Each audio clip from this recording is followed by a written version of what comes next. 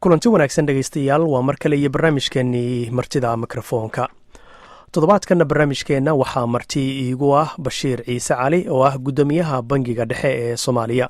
Guddoomiyaha ayaa waxaan ka wareysanaya shaqada bangiga dhexe ee Soomaaliya iyo weliba musuqmaasuqa lagu eedeeyo hay-adaha dowladda ee dalka Soomaaliya. Ugu horeyn mudane Bashiir Ciise Cali ku soo dhowo barnaamijka martida mikrofoonka. waa ku soo wahay gudoomiye hore ayaad u soo noqotay guddoomiyaha bangiga dhexe ee Soomaaliya. Marka waqtigan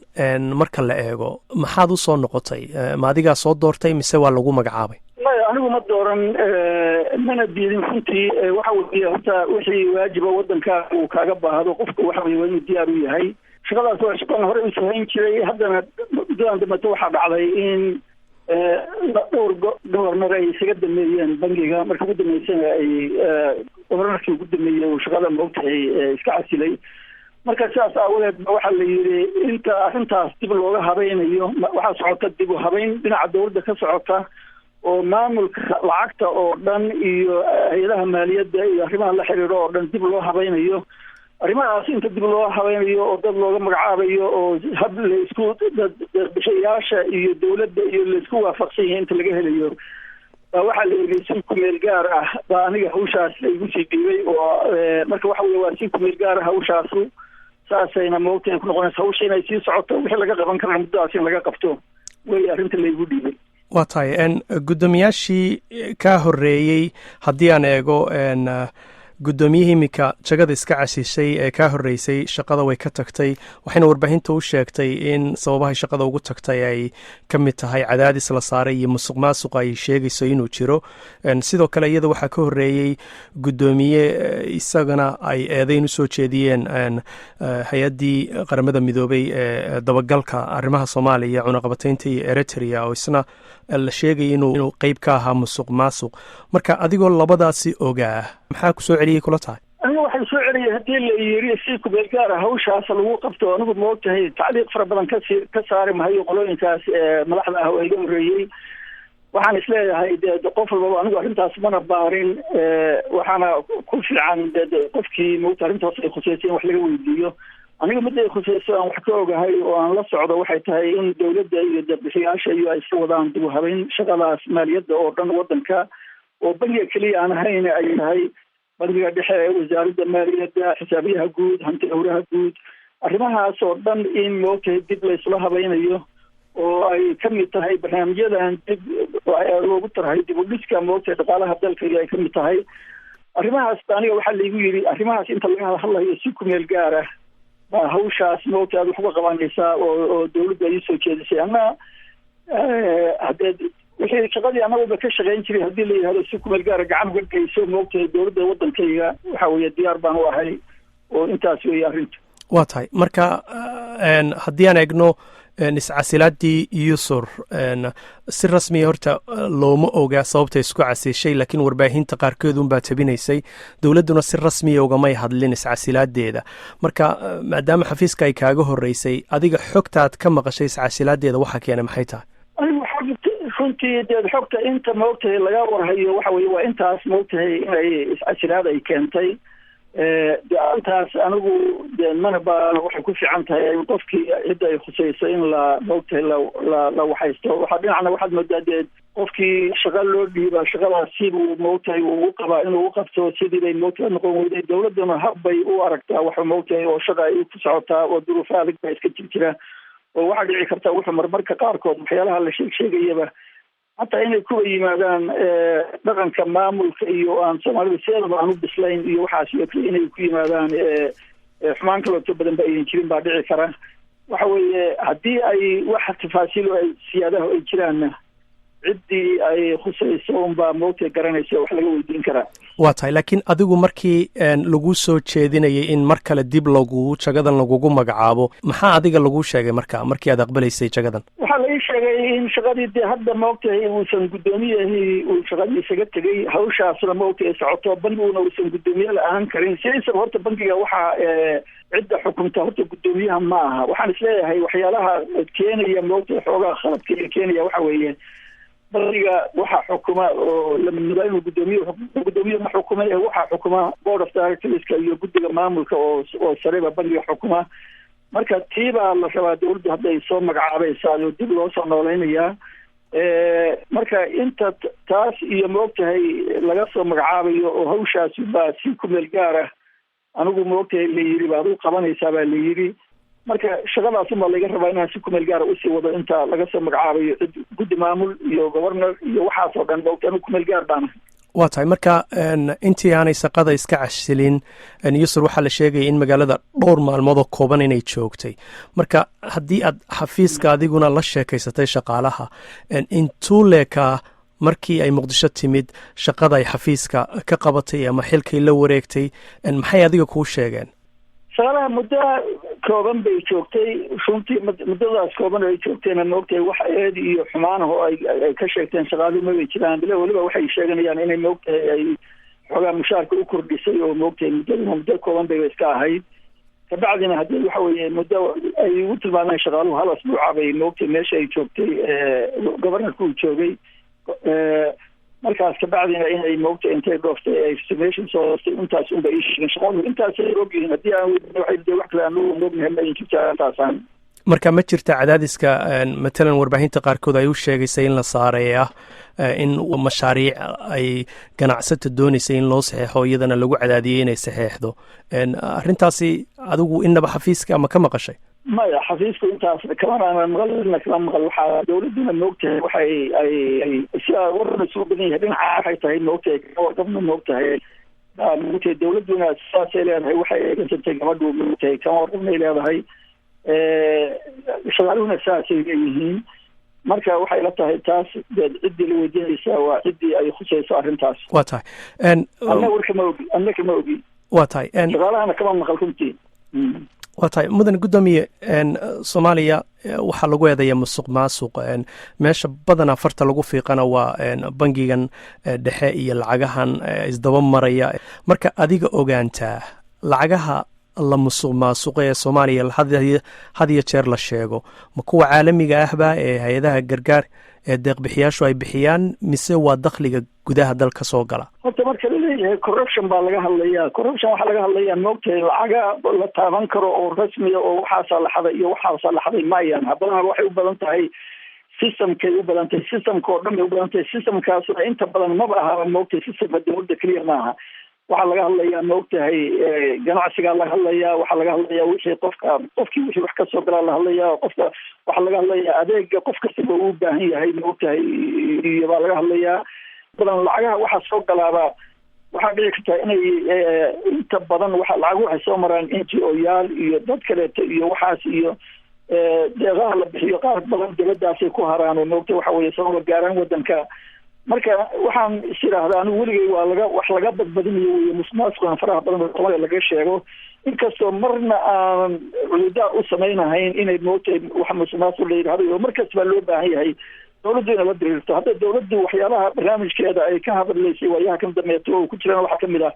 in guddiyo la dagaalamo musuqmaasuqa iyo habka moogtahay uu ku yimaado hababka uu ku yimaado in lala dagaalamo iyo xeeladiisa iyo hababka uu ku imaan kara iyo shuruucda iyo waxyaalahaas moogtahay lagaga hortago baaba hadda moogtahay dawladda ay wadaayo aad badan in badan looga hadlaa oo hadda la darsaa horta sidiisaba sharci ahaan waa madax banaan yahay waxaa loogu talagalay sharcigiisa wuxuu leeyahay bangigu inuu madax banaan yahay inuu leeyahay board of directors inuu leeyahay boardkiisa inuu xukumo dawladdu maogtahay markii lagu leeyahay waa madax banaan yahay bangigu misna waa hay-ad dawladeed oo dawliga ah dawladdu ay leedahay marka dawladda iyada boardka iyada xukuntaa hadii lagu guddoomiyaha iyada xukuntaa marka arrimahaas oo dhan bangigu isagoo misna madax banaani leh misna dhismi ku jiraa marka waxa weeye hawsha uu leeyahay waxa weeye dee dawladda hadda qaybta ugu weyn oo shaqaysaa waxay tahay lacagta iyo serviceka dawladda treasuryga dawladda oo bangigu uu wakiil uga yahay oo lacag loo dhiibto oo waxaas loo dhiibtayna uu dawladda u maamulo marka lacagaha ugu badani xaggey bangiga uga yimaadaan ee aad dawladda u haysaan ugu badan waxay ka yimaadaan waxa rasmiga oo dakhliga gudaha moogtahay oo canshuuraha laga soo qaado bay ka yimaadaan waxay ka yimaadaan misna deeqaha dibadda laga keeno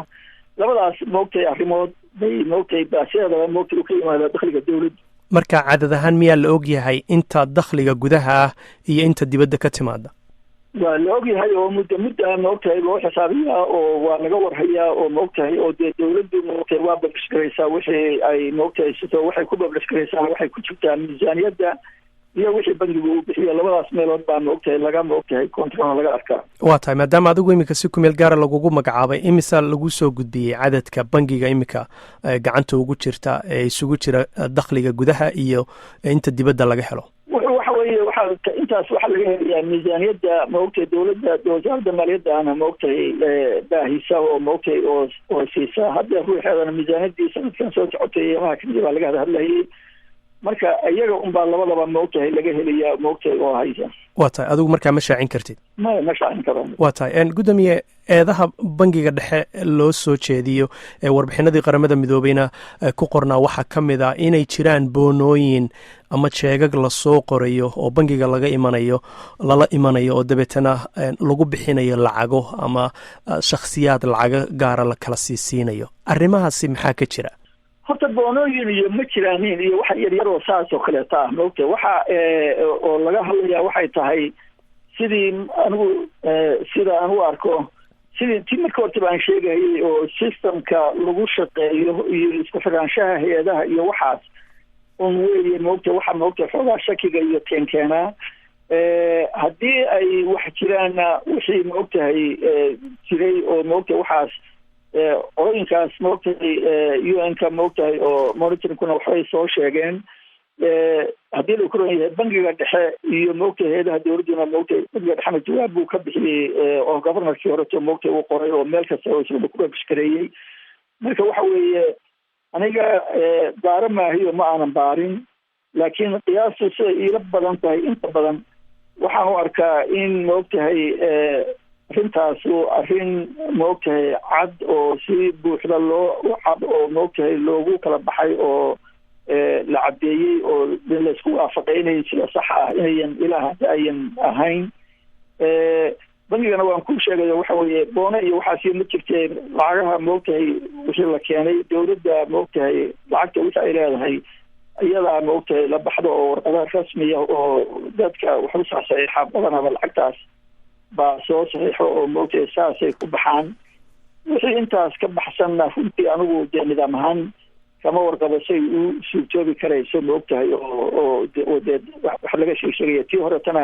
waxbaa lasoo qoray qoladii bangiguna maogtahay si kaleeto maogtahay waa uu fasiray isaguna sidii maogtahay la ahayd. marka waxaan isleeyahay waa arrin sidaan sheegay maogtahay aan tafsiirkeeda maogtahay waxa weeye laysku haysto oo aan la oran karin waxaasaa dhacay iyo waxaas iyo sidaas weeye maogtahay. waa tahay hay-adda hufnaanta caalamiga ah ee Transparency Internationalku waxay toddobaadkan soo saareen warbixin ay uga hadlayaan dalalka musuqmaasuqa adduunka. soomaaliyana kaalinta koowaad ayay iyadiiyo laba daloo kale ka galeen arrimaha musuqmaasuqa. marka sideed u aragtaan arrintaasi? sideyna shaqada adigu haysid khaasatan ay u saameynaysaa in soomaaliya mar kasta ay noqoto waddanka ugu musuqmaasuqa badan caalamka? waxaan isleeyahay waddanka ugu muxuu ahaa sharci yar ama ugu stability yar baa maogtahay waxa weeye aan isleeyahay baa arrinta laga fiirinaya oo maogtahay waxa laleeyahay waa waddan uusan sharci jirin ama sharciyadii maogtahay aan si buuxda loogu dhaqmin ama 20 sano kusoo jiray civil war. meelaha qaarkood maogtahay weli dawladda gacantooda maogtahay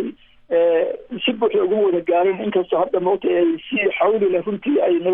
nabadda iyo maogtahay dawladda gacanteeda ay ugu soo noqonayo dalku. marka arrimahaas waxay keenayaan in maogtahay la yidhaahdo macnaheedu waxa weeye musuqmaasuqu kow buu ka yahay macnaheedu waxa weeye sharci buuxa ma leh weeye baan maogtahay anigu aan u qaataa. meelaha qaarkoodna waxaa leeyahay waddankan yaa horta baaray oo maogtahay waxa weeye ama xisaabiyey ama waa wax saas kaleeta ah. marka sharci la-aantaas iyo mugdigaas iyo xogaagaas maogtahay intaas ayada ruuxeedu maogtaysa soo taraysa inay wax soo yaraadaan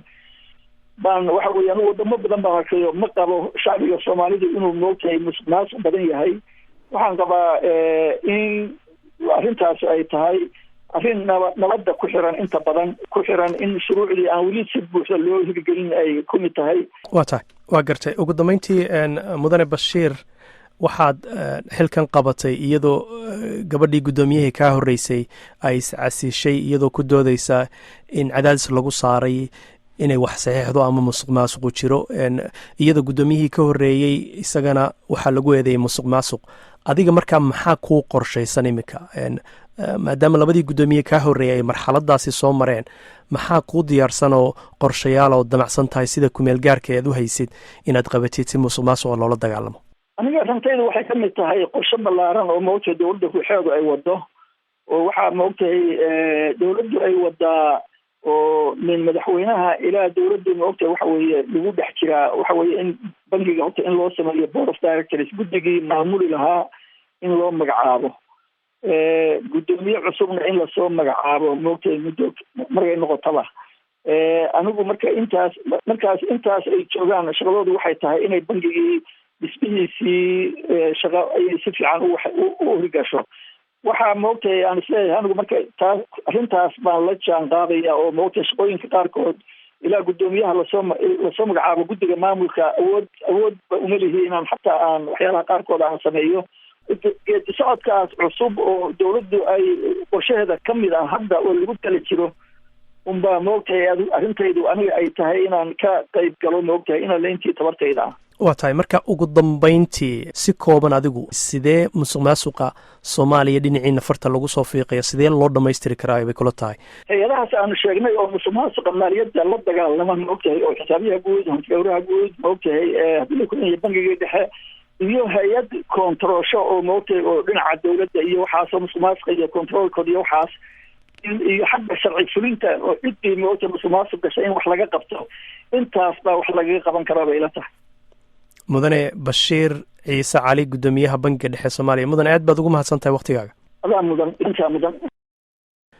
intaas ayaan dhegeystayaal kusoo gabagabaynaya barnaamijkeenii martida mikrofoonka oo toddobaadkanna uu marti igu ahaa bashiir ciise cali oo ah guddoomiyaha bangiga dhexe ee soomaaliya intaan barnaamijkan mid lamida ku kulmi doonno waxaan idin leeyahay sidaas iyo nabadgelyo